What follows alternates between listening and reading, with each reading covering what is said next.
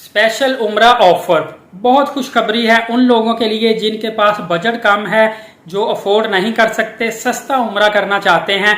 उनको मैं बहुत सारे ऐसे वेज बताऊंगा जिसके जरिए से आप सस्ता तरीन उम्रा कर सकते हैं। चाहे आप 7 दिन का करें, 14 दिन का करें, 21 दिन का करें या 28 दिन का करें।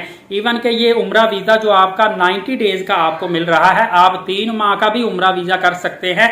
और ये सस्ता किस तरह करना है, इसके लिए कौन से इकदाम करने हैं, इसमें एक बात का आपने ख्याल रखना है कि उम्रा वीजा फी उम्रा आप 30 डेज का भी ले सकते हैं, 90 डेज का भी ले सकते हैं, लेकिन 30 और 90 डेज में फीस का ज्यादा डिफरेंस नहीं होता। इसलिए ज्यादातर ट्रैवल एजेंट आपको 90 डेज का ही वीजा दे रहे हैं और लोग भी ज्यादा 90 डेज का वीजा ही हासिल कर रहे हैं। क्योंकि सम टाइम ऐसा भी होता है कि जब आप सऊदी अरबिया में जाते हैं, आपका उधर इतना दिल मुतमिन होता है, दिल इतना खुश होता है और आपका बार बार ज़ियारत करने को दिल करता है। तो आपकी कोशिश होती है कि अगर आप 15 दिन के लिए गए हैं तो आप फ्लाइट टिकट थोड़ा सा आगे करके मजीद 10 दिन 15 दिन रह लें। इवन कि आप 28 दिन के लिए गए हैं तो मजीद आप कोई 15-20 दिन और भी आगे एक्सटेंड करवा सकते हैं। सिर्फ बिजनेसमैन लोगों के लिए होता है कि उनको जल्दी बैक टू होम आना पड़ता है। अदरवाइज जो भी लोग नॉर्मली तौर पर ज़ियारत के लिए या उम्रा के लिए जाते हैं, उनकी कोशिश यही होती है कि वो ज़्यादा स्टे वहाँ पे करें। लेकिन 90 डेज से ज़्यादा आप स्टे नहीं कर सकते, वरना आपको 25,000 रियाल तक फ़ाइन होता है और साथ ही आपको सऊदी अरबिया और डिफरेंट और भी मुल्कों में बैन कर दिया जाता है जिनके साथ सऊदी अरबिया का इल्हाक होता है। बहुत बड़ी पनिशमेंट मिलती है। आपने ये गलती कभी भी नहीं करनी कि आप उम्रा वीज़ा पे जाके वहाँ पे स्लिप हो जाएं, कहीं काम की गरज से कहीं लुक छुप जाएं या आप 90 डेज से ज़्यादा स्टे कर बैठे। ये आपने खास ख्याल रखना है। तो आपको मैं बताता चलूँ कि इस वक्त जो करंट आपको कॉस्ट पड़ेगी उम्रा वीज़ा की, वो तकरीबन 42,000 से लेकर 48,000 तक पड़ेगी। मतलब 580 रियाल से लेकर 600 साढ़े 600 रियाल तक का वीज़ा मिल रहा है। क्योंकि ये डिफरेंट कंपनी की डिफरेंट फ़ी होती है, थोड़ा सा डॉलर अप्स डाउन हो जाता है।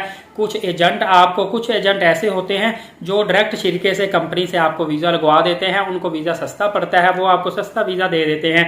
जिनके आगे 2-3 और सोर्स होते हैं, मतलब ये जो छोटे छोटे ट्रैवल एजेंसी वाले बैठे हुए हैं, ये आगे जिनके पास आटा लाइसेंस होते हैं, ये उनसे रब्ता रखते हैं, के साथ इनकी कमीशन तय होती है, फिर वो आगे वीज़ा लगवा के देते हैं। तो इस तरीके से आपको वीज़ा एक्सपेंसिव पड़ता है। मतलब वीज़ा महंगा नहीं होता, वीज़ा महंगा कर दिया जाता है ट्रैवल एजेंटों के थ्रू। तो आपको 42,000 का वीज़ा पड़ता है। फ्लाइट टिकट अगर आप वाई से करवाते हैं, मतलब दुबई से स्टॉप करती हुई या वन स्टॉप ये तुर्की से होती हुई जाती है, जिसको पैसेंजर एरोप्लेन भी बोलते हैं। तो अगर वन स्टॉप के साथ आप टिकट लेते हैं और तकरीबन 1.5-2 माह पहले आप टिकट हासिल कर लेते हैं, तो तकरीबन आपको 95,000 रुपीज़ के राउंड टिकट पड़ेगी। 42,000 का आपको वीज़ा पड़ेगा। आप खुद अंदाज़ा कर लीजिए, 1.5 लाख रुपया भी नहीं बनता।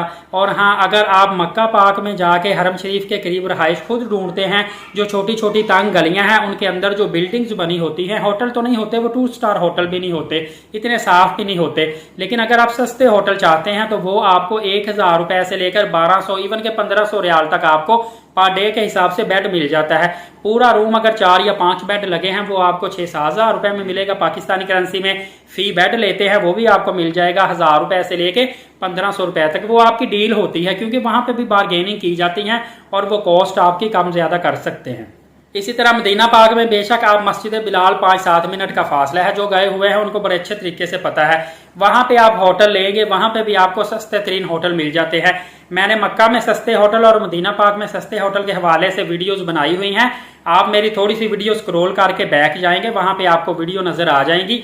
बाकायदा तौर पर मैंने विजिटिंग कार्ड भी दिए हुए हैं, मोबाइल नंबर भी होटलों के दिए हुए हैं और होटल के नाम भी बताए हुए हैं, ताकि आपको होटल बुक करने में आसानी पैदा हो। आप अपने घर बैठे ही आसानी के साथ व्हाट्सएप पे रब्ता करें और होटल मैनेजर से अपना रूम बुक करवाएं, अपनी अमाउंट तय कर लें।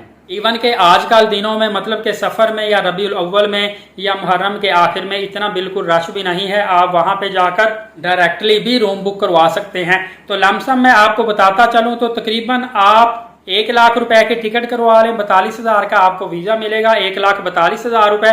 और अगर आप 14 दिन के लिए उम्रा स्टे करते हैं, 1,000 रुपये पर डे आपको मिलते हैं, तो सिर्फ और सिर्फ 14,000 रुपये में आपको होटल बुकिंग मिल जाती है। बल्कि 13,000 रुपये में होटल बुकिंग मिलेगी, क्योंकि जो 14वां एक दिन होता है ना, 1 नाइट, वो आपको मक्का से मदीना पाक या मदीना से वापसी मक्का पाक ट्रैवल करने में लग जाता है। 13 डेज बनता है। और ये डे जो होता है जब ट्रैवल एजेंट से होटल बुक करवाते हैं, ये उसमें वो काउंट करता है, प्लस करता है और ये बचत ट्रैवल एजेंट को आती है। तो इस तरह तकरीबन आप 1,65,000 1,70,000 रुपए के अंदर अंदर फ्लाइट भी ले सकते हैं, वीजा भी हासिल कर सकते हैं, होटल बुकिंग भी कर सकते हैं। और जो आप वीजा लेते हैं उसी के अंदर ही ट्रांसपोर्ट होती है, जो आपको जद्दा से मक्का पाक, फिर मक्का पाक से मदीना, फिर मक्का पाक, फिर वापस आपको एयरपोर्ट छोड़कर आती है। ये बाय डिफॉल्ट आपको जिस शिरके का वीजा होता है उसी शिरके से दो चीजें आपको बाय डिफॉल्ट मिलती हैं। नंबर एक, आपको ट्रांसपोर्ट बाय डिफॉल्ट मिलती है इसी वीजा फी के अंदर। नंबर दो, आपको 1 लाख सऊदी रियाल की हेल्थ इंश्योरेंस मिलती है इसी वीजा के अंदर। लेकिन ये अलग बात है कि जो हेल्थ इंश्योरेंस मिलती है वो आपको किसी भी कंपनी की मिल सकती है। वो 80,000 रियाल भी कवर कर सकती है, 90,000 रियाल भी कवर कर सकती है, 1 लाख रियाल कॉस्ट भी कवर कर सकती है, क्योंकि ये डिफरेंट कंपनीज डिफरेंट शिरके होते हैं और जितनी अच्छी कंपनी होती है उतना ही आपकी हेल्थ इंश्योरेंस वो अच्छी करवाती हैं। 90 डेज का आपका वीजा होता है जिसका पीरियड ऑफ स्टे 90 डेज होता है, और आपको जो हेल्थ इंश्योरेंस मिलती है वो भी टोटल पीरियड ऑफ स्टे को कवर करती है, मतलब 90 डेज के लिए ही आपको हेल्थ इंश्योरेंस दी जाती है। इसी तरह आपको एक खुशखबरी बताता चलूं कि सऊदी अरबिया की जानिब से पहले तो आपको पता है सऊदी एयरलाइन थी, उसके बाद फ्लाई नास एयरलाइन थी। अभी सऊदी अरबिया ने रियाद एयरलाइन और फ्लाई अदील एयरलाइन, ये दो नई एयरलाइन को मुतारफ करवा दिया है। पाकिस्तान ने बाकायदा इजाजत दे दी है और इन एयरलाइन की सर्विसेज पाकिस्तान के अंदर भी शुरू हो चुकी है और होप्स हो के इंडिया के अंदर भी शुरू हो चुकी हो। इन एयरलाइन का आपको बेनिफिट ये होगा, एक तो जहां पे कंपटीशन बढ़ता है वहां पे चीजें सस्ती हो जाती है, दूसरा ये है कि ये फ्लाइटें अभी आने वाले दिनों में कमिंग सून आप देखेंगे इनकी वेबसाइट पे जाकर, तो ये प्रमोशंस निकालेंगी, ये आपको 15% 20% तक डिस्काउंट देंगी। इसके अलावा इनका फेयर भी काफी कम होगा as compare to other airlines. और जो लोग ऑलरेडी सऊदी एयरलाइन पे ट्रेवल कर चुके हैं या फ्लाई नास पे, उनको बड़ी अच्छी तरह से पता है इनकी सर्विसेज कितनी अच्छी है, और रियाद और फ्लाई अदील की सर्विस भी होप्स हो कि बहुत बेहतर होगी। और इसी तरह आपको हज 2024 जो नेक्स्ट ईयर में आना है उस हवाले से मैं आपको खुशखबरी देता चलूं। इससे पहले आप एक बात याद रखिएगा कि 23 मई 2024 को आखिरी जो उम्रा ज़ायरीन को लेकर फ्लाइट सऊदी अरबिया में दाखिल होगी। 23 मई 2024 के बाद उम्रा ज़ायरीन की कोई भी फ्लाइट सऊदी अरबिया में लैंड नहीं कर सकती। ये गाका की जानिब से GACA जो कि general authority of civil aviation Saudi Arabia है, इनकी जानिब से पॉलिसी में नोटिफिकेशन जारी किया गया है कि 23 मई 2024 को लास्ट फ्लाइट सऊदी अरबिया में उम्रा ज़ायरीन को लेकर आएगी और 6 जून 2024 को लास्ट फ्लाइट एग्जिट करेगी सऊदी अरबिया से वापस जिस भी कंट्री की होगी। उसके बाद उम्रा ज़ायरीन को कोई फ्लाइट लेकर नहीं आएगी, क्योंकि उसके बाद तकरीबन 15 जून के राउंड अबाउट हज होगा। तो हज के हवाले से आपको अहम मालूमात देता चलूं कि जो मिनिस्टर थे, जो पाकिस्तान के मिनिस्ट्री ऑफ हज के मिनिस्टर थे सेंटर तलहा महमूद साहब, उन्होंने इस दफा ही नेक्स्ट ईयर 2024 के लिए हज के हवाले से कोटा ले लिया है। ऑलमोस्ट 1,79,210 हज ज़ायरीन जो है वो पाकिस्तान से 2024 को हज पर जाएंगे। इसके साथ एक खुशखबरी ये भी है कि नेक्स्ट ईयर जितनी भी हज की अमाउंट तय होगी सरकारी कोटा के तहत, उसमें से आप 2 इंस्टॉलमेंट दे सकते हैं। आपकी मर्जी है, अगर आप अफोर्ड कर सकते हैं एक ही बार में सारी अमाउंट जमा करवा सकते हैं, अदरवाइज 2 इंस्टॉलमेंट में, फॉर एग्जांपल 12 लाख रुपए अगर हज की फी होती है 2024 में, तो 6 लाख रुपए आप पहली इंस्टॉलमेंट देंगे, उसके बाद कुछ अर्सा के बाद फिर 6 लाख रुपए दोबारा देंगे। 2 इंस्टॉलमेंट में आपसे हज के लिए रकम ली जाएगी।